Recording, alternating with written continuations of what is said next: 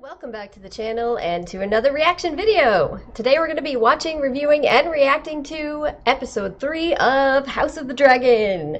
Alright, so I'm really excited to get into this. If you haven't had a chance to watch my episodes 1 and 2 reactions, definitely check those out so you can hear my thoughts on the series so far, and what I expect to be coming in the near future. I am someone who has read all of the books and all of the supplemental materials and is very deeply passionate about the world of Ice and Fire, so I do know what is theoretically supposed to be coming, but I just am trying my best to not spoil anything in any of these reactions, so I do, you know, I'm trying very hard to not spoil anything for people who are coming into this completely blind to the storyline, but I'm also continue to be very curious in how the people from these two different groups are reacting to what they've seen. So far, I feel like most people are pretty satisfied, but we'll see as we continue to progress. I'm excited for tonight. I don't want to wait any longer to get into it, so I'll just quickly say, if you're interested in seeing my full-length reactions or early access to things, please do check out my Patreon. I also do have some exclusives on there that are currently only available on Patreon. Things like reactions to She-Hulk as one of the series that I watch exclusively on there, and some movies like Prey, Nightmare on Elm Street. So if you want to support the channel, any little bit helps. I really do appreciate it. Other than that, let's get into House of the Dragon episode 3. Oh. Oh boy. We going right into Battle of the Stepstones? Because of course that is the Valerian flag burning. Shit. Along with a whole ship.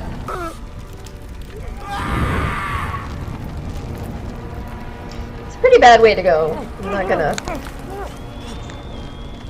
Oh! Dragon. Sounds like a dragon.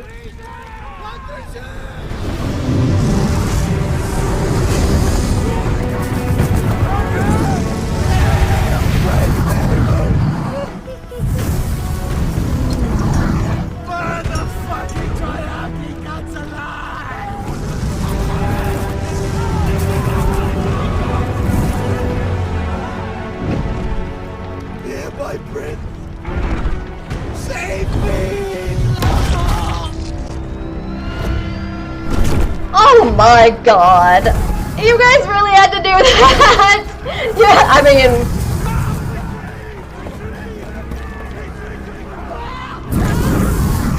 Look, I mean, it's probably better than being slowly eaten to death by crabs anyway, I guess. Woo! Caraxes!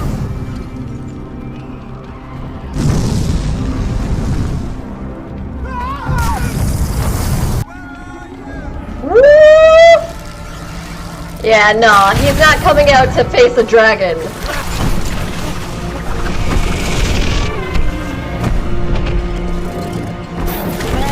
And you have my nose, don't you? 2 years old. Shit, 2-year time jump.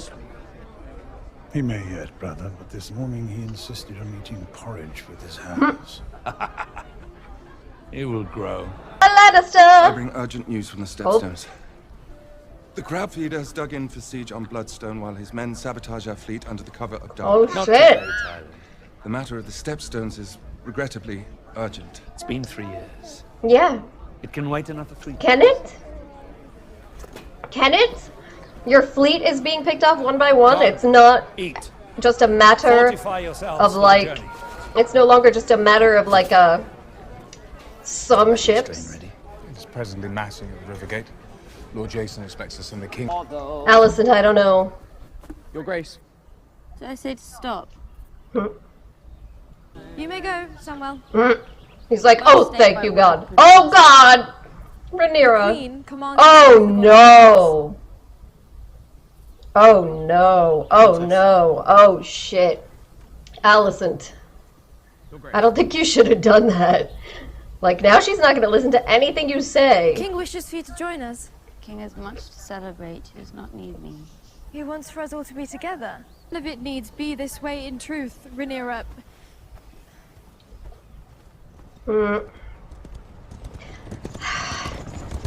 Oh man, the thing is, I get that she's sad because that was her friend too. The whole of our family of But what celebration and adventure. what could she possibly have expected?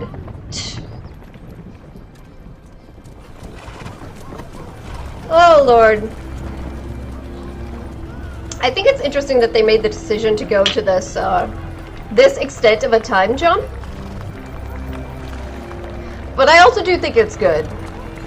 Like, what really would we have been seeing otherwise, right? Other than what we're already going to be seeing in terms of her struggle, the conflict with her and Alicent, you know, between her and her father, and then the war that's currently happening, but for a prolonged amount of time. So, knowing that they were going to do various time jumps, I do think this was a good one.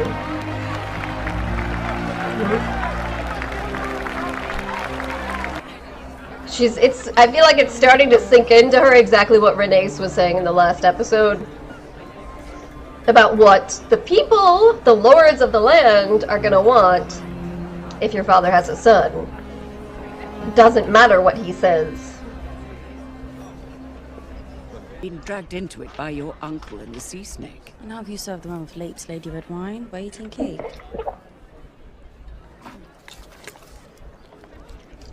Oh, Rhaenyra! Not really doing a good job with the diplomatic.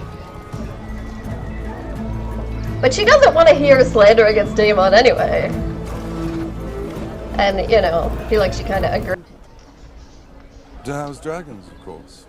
I'd do anything for my queen. Or lady wife. She's like, excuse me? Am I being married off without my knowledge? Me, your grace. Yeah.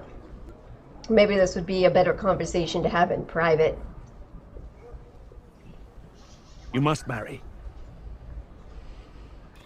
You have a dragon. One day, not so long ago, we held enough power to write my name into the White Book. When your father named me to his King's Guard, it was the highest honor any Cole had ever known. All that I have, I owe to you. Now, I'd hardly call that two-faced, Princess. Yeah, kind of knock a little bit of sense into her here. And this, I completely understand why she's feeling the way that she feels, but she has no conception of what it would actually be like to have zero power. It's like, sure, in comparison to some, you don't have any power. Not most. Rhaenyra may take her place there by my side without shame, and feel herself compensated for her loss in Alright, you're kind of stepping over the line there, sir. If you were to name young Aegon heir, your grace. Someone went too far. I had assumed... Yeah, you had assumed. Many of us had assumed. Many of us, you say. Uh-oh. Have you decide to name Rhaenyra my heir on a whim? All the lords of the kingdom would do well to remember that. See, this is what she has to hear you saying. She needs to hear this. The gift. And he should tell her that he said that. This is the thing that he should be saying, like, publicly a lot and bringing her forward with him. Why? To make her feel better about the situation. That's the way to do it. Yes, but it would cease the endless proposals for Rhaenyra's hand. I mean, it actually would be... I came here to... This is a sneaky way for Otto to do that. Fucking Yeah, exactly. That's the 100% what he's doing. No more of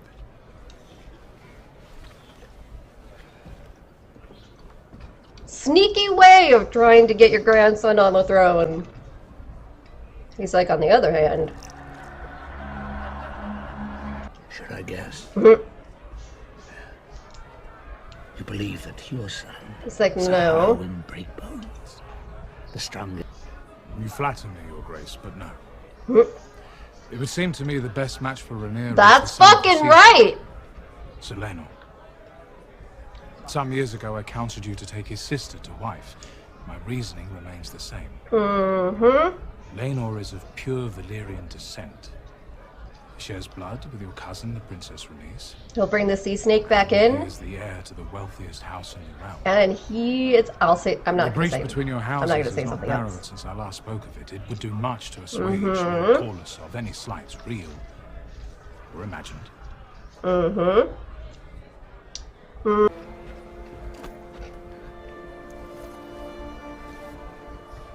He's literally, he looks miserable, but he's happy right now because he feels like someone just actually gave him counsel that was, like, in the best interest of him and maybe the realm, instead of just themselves.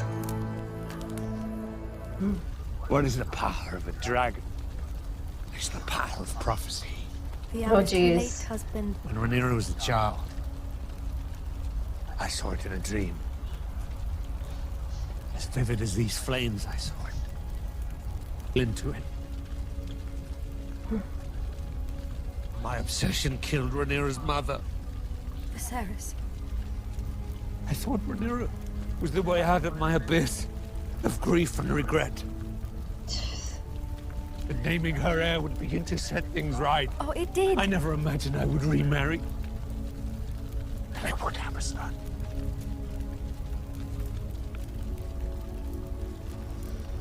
What if I was wrong? Oh god. Oh god. God.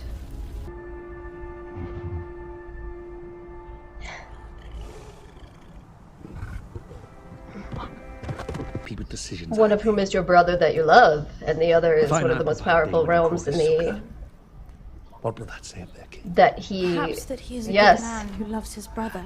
Well, if you truly believe that, my dear, then you possess a generous spirit. What do you believe, Viserys? That I am forever doomed to anger one person in the pleasing of another. Yeah, that is... Then I pose a simpler question. Is it better for the realm if the crab feeder thrives, or is vanquished? It's better if he's vanquished. As many have said, as the sea snake has been saying to you for years. Hand deliver this to Prince Daemon yourself. You must search him out. Find one that pleases you, as I did.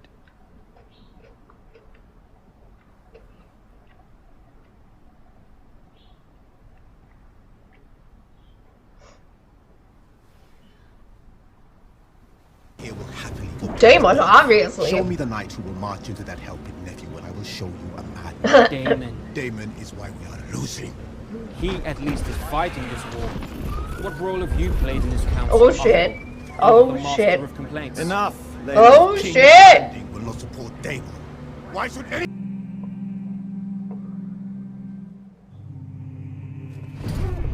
Oh Jesus. He's pissed that he's sending him help. Thinks he's taking his victory away from him. Looking like he needed to be rescued. The rest of them are gonna be happy as hell though.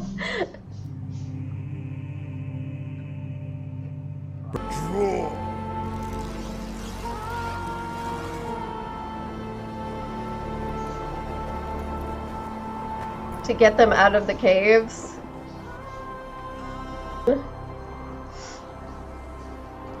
And then dragon.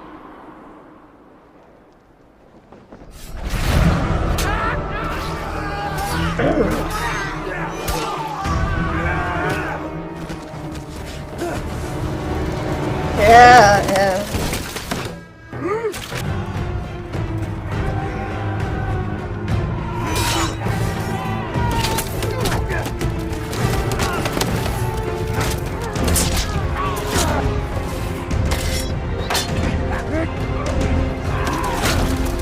Daemon just massacring everyone. Oh shit. Multiple arrowed.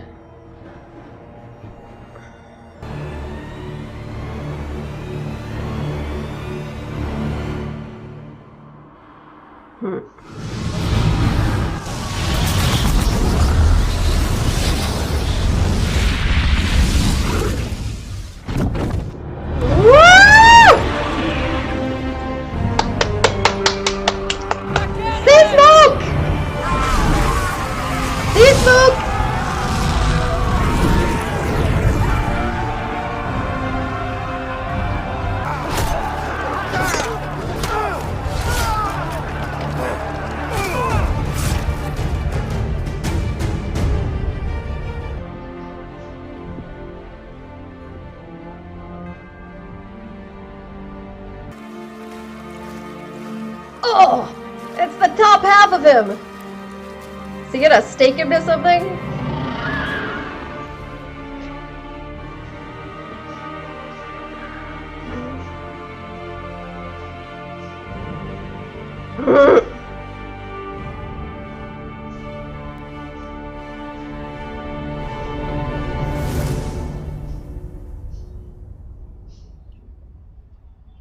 Holy shit. That's the end. Oh my god. Alright, well there you have it, ladies and gentlemen. That was episode 3 of House of the Dragon! I don't know what I could say. I'm continue to be extremely pleased with the direction that the show is going. I think this episode was fantastic again, all the way through. I think it was a cool decision that they made to kind of bookend the episode with the battle in the Stepstones, with Daemon first at the beginning, coming in with Caraxes. We got to see the Caraxes battle scenes, but then of course we see that the crab feeder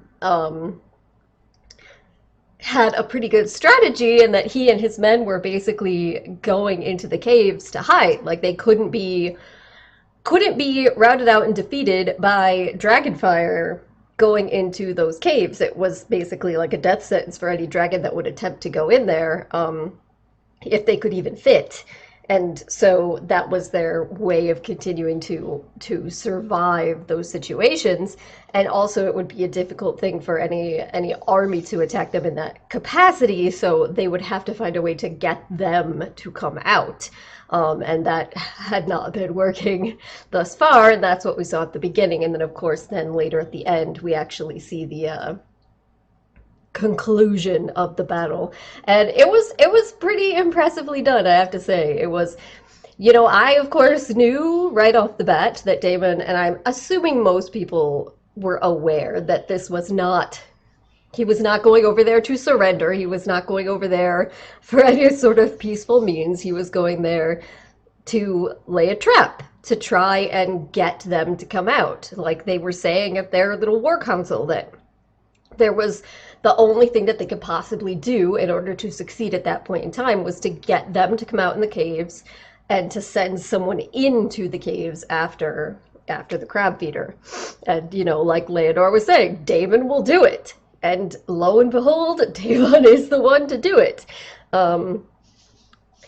I like what they're doing with Rhaenyra here, and having him play a significant role in his father's battle council, and also him having like a great amount of respect and admiration for Daemon and his kind of strategies. Of course, being a dragon rider himself, which was the thing that I was trying not to say early on in the episode, when he, in particular, when he was mentioned as a potential husband for Rhaenyra by Lord Strong in that conversation with Viserys. And I was like, yeah, he's got all those things, the pure Valyrian blood, he can bring the Valyrians back in, bring the realm back together, and is a good match in that capacity. And also, and I was like, no, don't want to give it away. So I'm glad that they showed this episode so that was demonstrated here, and then so I didn't have to like keep that a secret any longer. But yes, he himself is a dragon rider. Rhaenyra Velaryon rides Sea Smoke, who we got to see this episode. We got another dragon. The Caraxes stuff at the beginning of the episode was cool. Sea Smoke also looked really cool. I liked that. So they did a good job with that, and it was fun because you could see the crab feeder the whole time, like just waiting, just looking at the sky. So, like, even though he was gradually sending more and more men out, you know, you have to know eventually there's going to be a bit of a problem. I do think it's interesting. I don't know how a lot of people are going to take the fact that it seemed as though they built him up as fairly frightening and significant so far at the beginning of the season, for him to just kind of die off screen in the cave, and Like he never says a word, never, you know, it's interesting, especially because if you have not read the source material, he is changed somewhat from the books. And in fact, their whole group is, because they've made them out here to be more pirates and less, less, I guess, people of higher standing than they are in the book series. And he is not, you know, he is not this horrifically disfigured individual.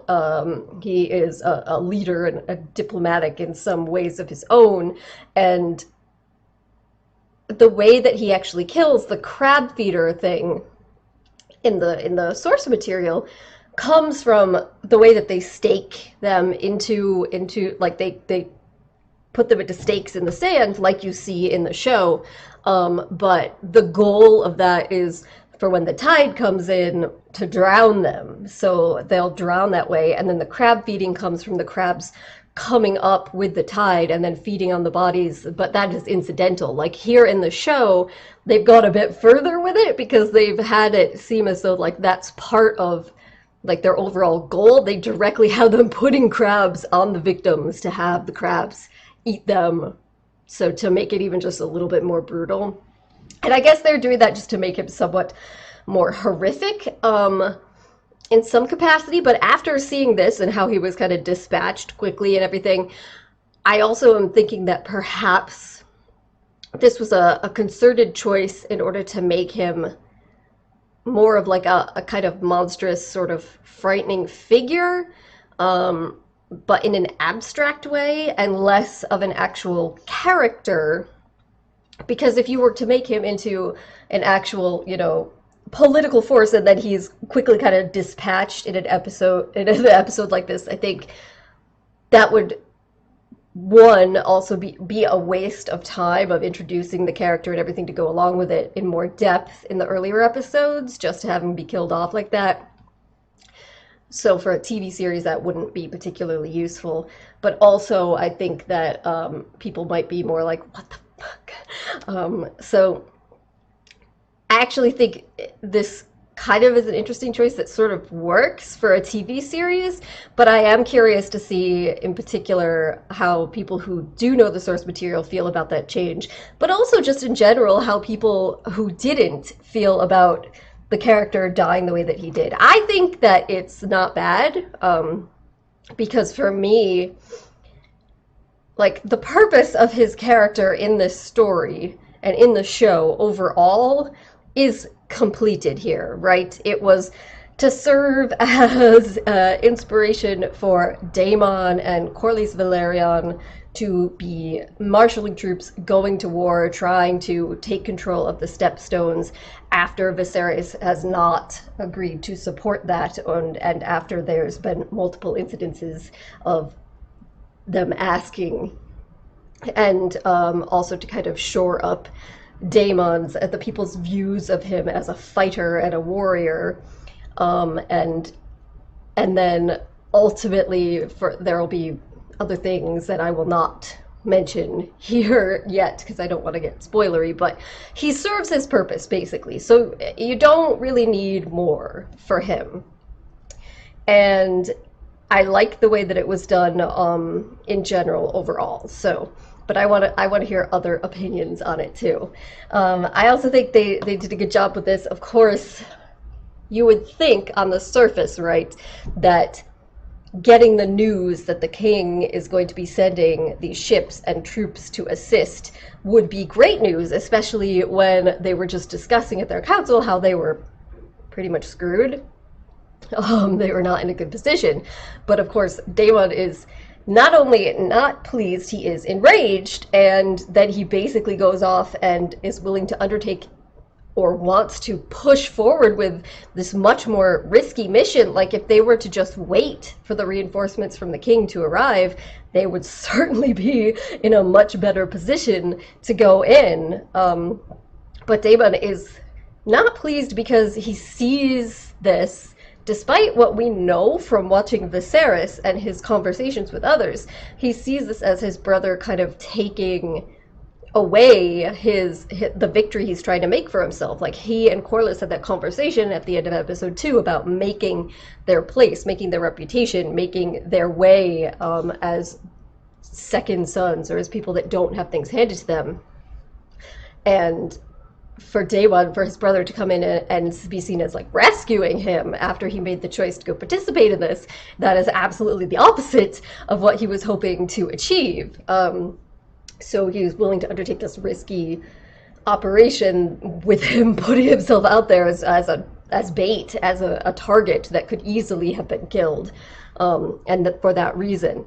But I think that it's good in that it shows the dynamics of both his character, of course, but also like more about his relationship with his brother, because he has that feeling, but at the same time, even though there's political advantages to Viserys coming in to help him, and it is what is better for the realm overall. Even you had even the Lannisters coming up to him and being like, "Listen, we got to do something about this. Where the fleet is in danger, things are getting out of hand." A part of it is just ultimately about his relationship with his brother. The reason that he wasn't doing it, the primary reason that he wasn't sending help prior to this, was because he didn't want to be seen as being weak and giving in to his brother and Corlys Velaryon's demands. But he also, like you could tell, had worry about his brother. Like, he didn't just want them to go off and be killed and destroyed, but he didn't feel like he was in a position to do anything without making himself look weaker. So to be like convinced by Alicent to be the one to push him that this is actually what's best for the realm, that's what he needs to kind of get himself out there. But so the interesting way that both of the brothers were looking at the idea of the king sending aid as something to make them look weak, in like weak to their brother, is funny in and of itself, but I think is good representation of kind of their relationship dynamic overall. And then, of course, another big thing this episode, I talked about the time jump and why I think that was a good decision that they made to jump to this particular point.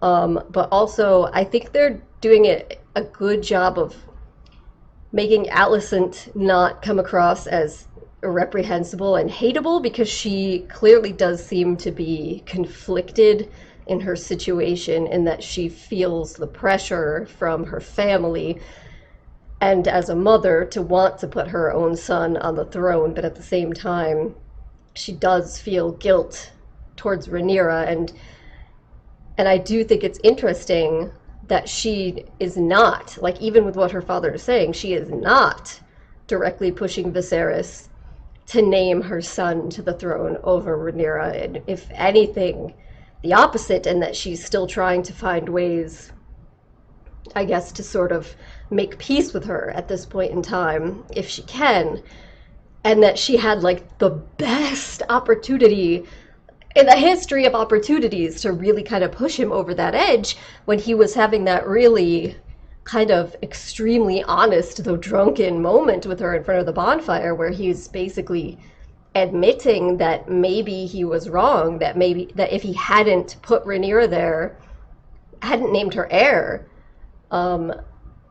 like, he would want his son to be heir, that is what he wanted, that he wanted his dream to come true. He had this dream he hoped was a prophecy, he always wanted it, but that he did that out of a combination of hurt and anger towards Daemon and fear of what Daemon would do for the realm, and guilt and grief because he knows that it's his fault and his push for that prophecy to come true that killed his wife, that Rhaenyra's mother is dead because of his choices. So he, on the one hand, admitting that openly kind of suggesting, yeah, I kind of do wish I could put my son on the throne. And I feel like maybe a lot of people think it would be the best thing for the realm. So despite my vociferous defense of Rhaenyra's position to Jason Lannister and saying that anyone like speaking out in this way, you're supposed to tell me that's treason, he admits this to Alicent. And so she had the perfect opportunity to kind of be like, yes, well, you know, and then sort of try and sway him towards saying, maybe you should name Aegon. But she didn't do that. So I think it's quite interesting. And so I do feel like they're doing a good job of making her appear as a more complex character and more conflicted and uncertain in what she's doing than you maybe would get a sense from just the picture of her in the book, so to speak. Like, I feel like she comes across as less conniving, and that's something that, you know, might, I'm assuming, will change throughout the course of the series. But I think it's good because it makes her more of a whole, an interesting, complicated character, as opposed to a one-dimensional sort of smarmy, we don't like this plotting character sort of thing, which is not necessarily what you'd want. I also, it's just sad, the Rhaenyra and Viserys dynamic, but I also do think it's interesting to say the way that Alicent is very able to manipulate him, but not in the way that necessarily her father is hoping for. Like, he does such a good job of it. Like, she was talking about how you have to make her think getting married is her decision, or is for her own good, or is what she wants. And that's exactly what she and Otto did to him with marrying her. And so she puts that idea in his head, and then there he is saying to her, it'll actually help shore up your succession. It'll make you a better position. I swear to you, I'm not going to supplant you, and I'll let you choose. I chose my bride. You can choose your husband. Who do you think this will be good for you? But you have to get married. And so doing that very thing. So it is interesting to see how all of this plays out. But yeah, so I thought it was another really good episode. I didn't enjoy watching the Stag getting killed scene, but I understand why they did it. Nonetheless, I didn't enjoy it, but everything else about the episode I thought was great. Very well done. So, and I've talked a considerable amount, and I have a lot of editing to do, so I think I'm going to wrap it up here, but I would like to hear your thoughts as well, both about this episode and how you're feeling about the show in general, and where you think the show is going to go for the rest of the season. So thank you guys very much for joining me, and hopefully I will see you next time. Bye!